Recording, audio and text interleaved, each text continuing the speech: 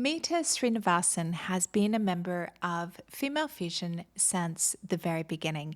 And she has a PR and marketing communications agency called Market Buzz International.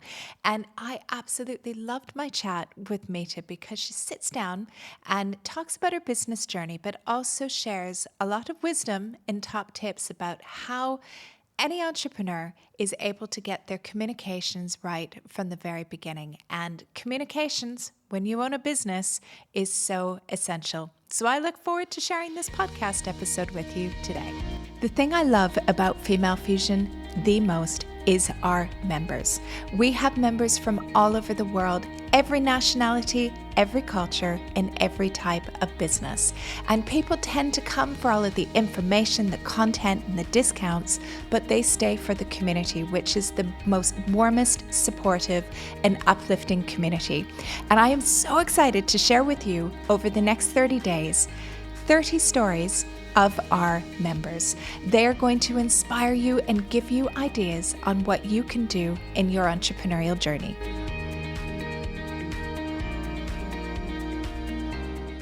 Welcome to another episode of Women on the Rise. And today I am joined by Mita Srinivasan, who is the founder of Market Buzz PR and a member of Female Fusion.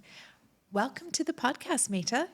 Thanks, Jen. Thanks for having me. I'm so pleased to have you join me because you are one of our original founding members of Female Fusion. And you're also a bit of a legend in the UAE, especially in Dubai.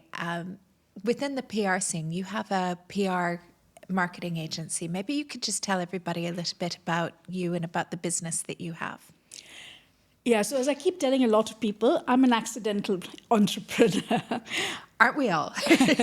So I was literally pushed into the business, but I noticed a little gap in the market when I started my PR agency, was the whole B2B and the tech sector was very poorly served. And I was working for a tech magazine, and I realized what kind of quality of content I was receiving as an editor.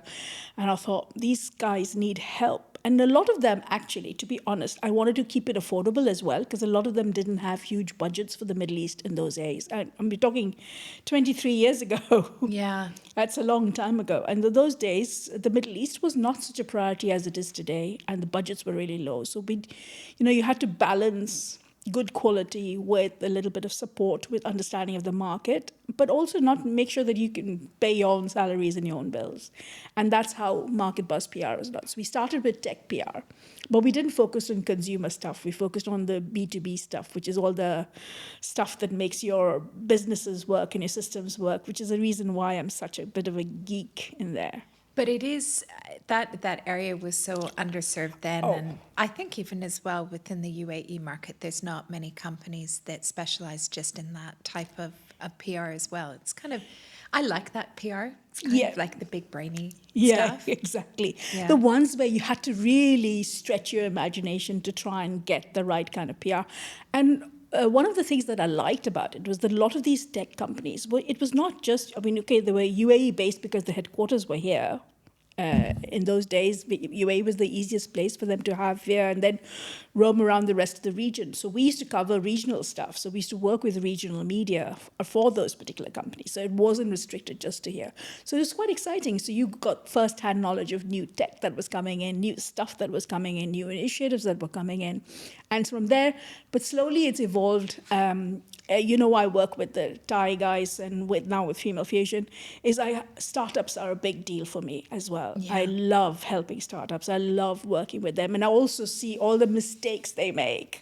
Oh, this is something I think you and I hold so close to our hearts. And we were speaking about this before, is that the ability to help startups and also female entrepreneurs, and with that knowledge to see them succeed. Mm. But you also see a lot of small businesses making mistakes as well. What are some typical PR communications mistakes they're doing? Well, the most basic ones I notice is, one, none of them have a proper bio. Some don't even have a proper email. I mean, how can you run a business and not have an email with your company name and your personal name? It's okay to have a generic email like mail at whatever or office at whatever. Did you know that these kind of emails actually get blocked by a lot of people because they're generic. So if you're sending it out as an email shot from MailJet or MailChimp or wherever else you're sending it, it's so you got to be careful that it's properly registered. But if you're doing one-on-one, say someone is writing an email to me, as soon as I see it's a generic email, I was like, this person's not taking their business seriously. Yeah, I agree with you on that. And I mean, as well, even within Female Fusion, we've had a few sessions on that as well. But I think the reason why some businesses don't do it is they're scared and that they feel overwhelmed by the tech, and going and getting a Gmail or a Hotmail or a Yahoo account is much easier than understanding how to buy a domain and set all of that up. But it's not complicated. This is the thing that I'm saying to people. 20 years ago, it was complicated. No. Now, it's not complicated. Exactly. And another thing, I posted a tip the other day on it, is about your email signatures. You're sending an email. If that person wants to respond to you and he doesn't know you or has probably met you at an event somewhere, have a digital signature that people can click and save or react to or respond to. Because and there's online tools that you can use to build that, right? Every single email thing you have these days, email provider has a tool to be able to set up your signature easily. And it just makes it easy for the thing. Another one is that you have a website. You're busy selling it. Does anybody know? As a media, I know when I write for SME 10X, I go into people's websites, I go into their LinkedIn profiles to find out more about the owners and to find more about the business. And I can never find a place where I can find out more about the company. Even their About Us page is selling the business, not about the story. The story. And as a journalist, that's what you're interested in as well, right? Is the story.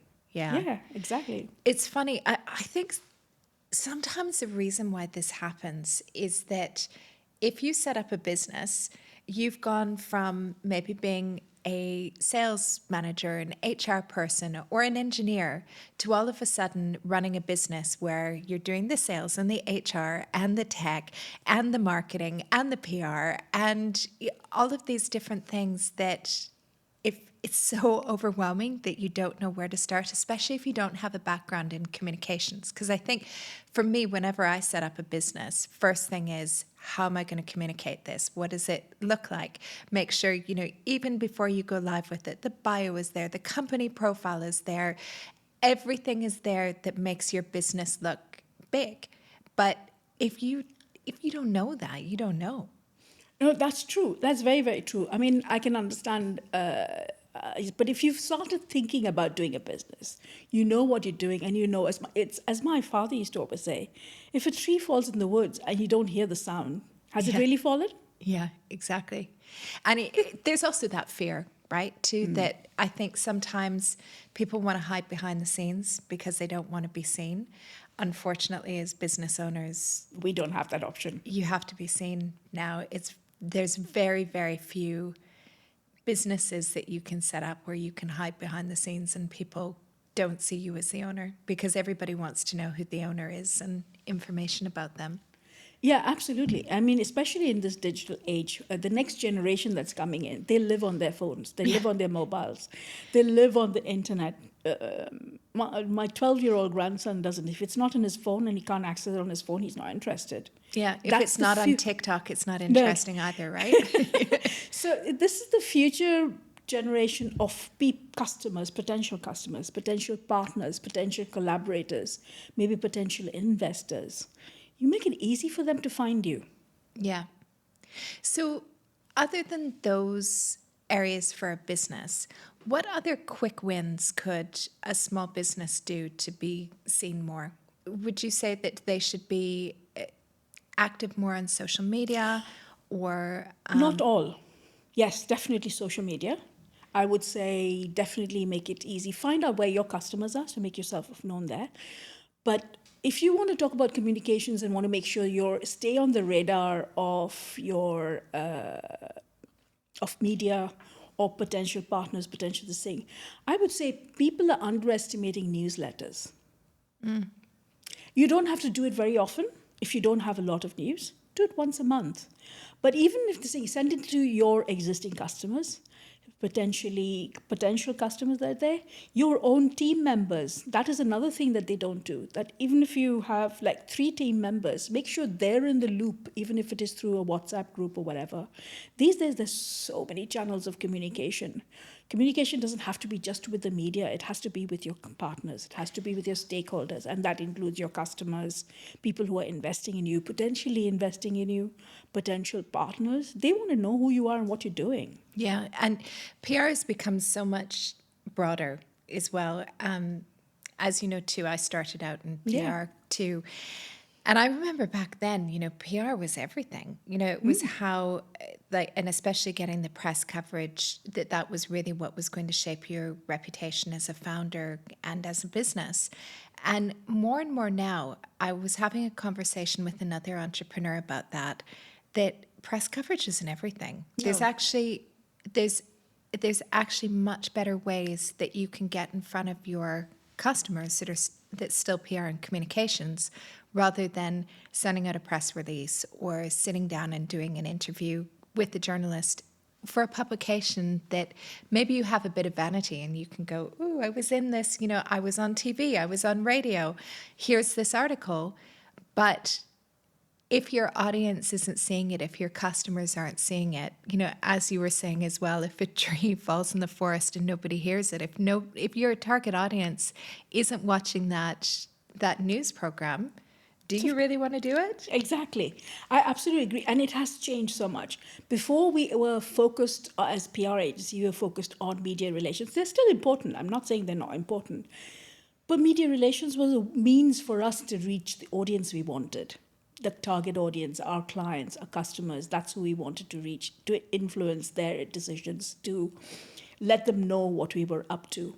Now we have social media, we have LinkedIn, we have newsletters, we have editorials and blog posts that we can do and post on other things. So there's a lot of different ways that we can actually communicate these. And we don't need to do it. We can do it directly with the customers that we want to do.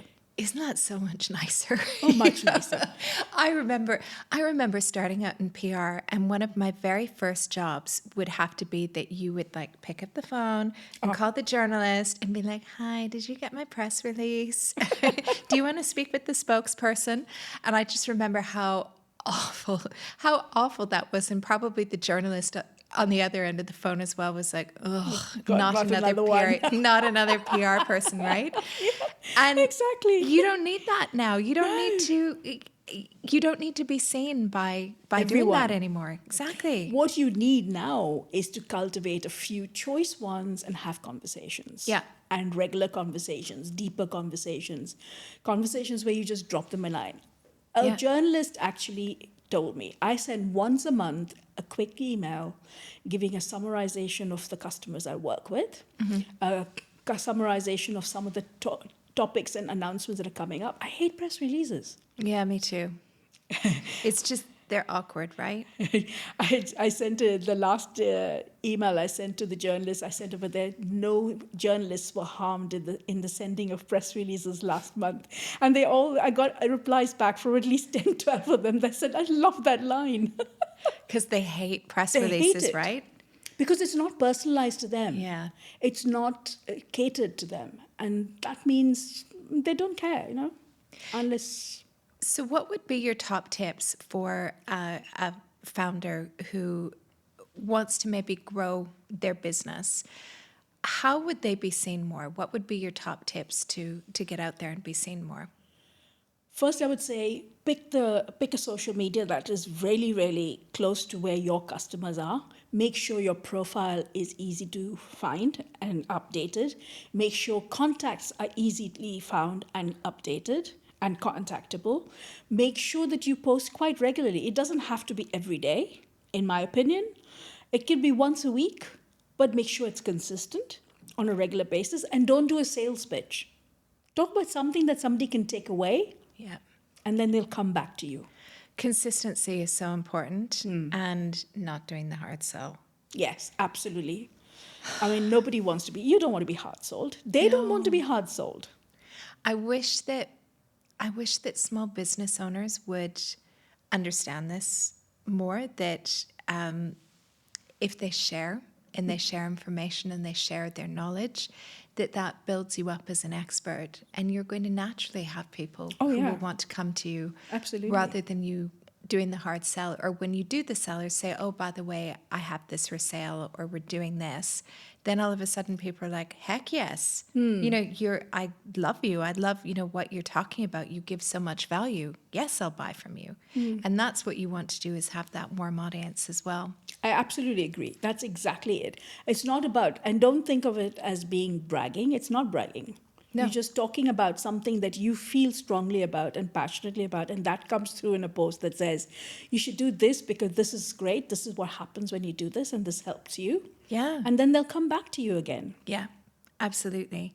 Now, you have been a member of Female Fusion since the beginning. How has the experience been? What do you like about Female Fusion? I love the way it's been evolving. I love the bit that you started, which is the paid membership, because it means there's so much more value in there. There's a lot more consistency, a lot more variety as well, and resources. So there's lots of things that I can do when I can go in there. And I love helping people, and I post stuff there. But also when I looking for comments, when I'm doing my articles, or when I'm looking for a resource that I want, quite often I'll post it on there, and I know I'm going to get at least 1 or 2 responses and get that back. And that's what I find missing. It's a great tool for getting resources for business, for what I want to do.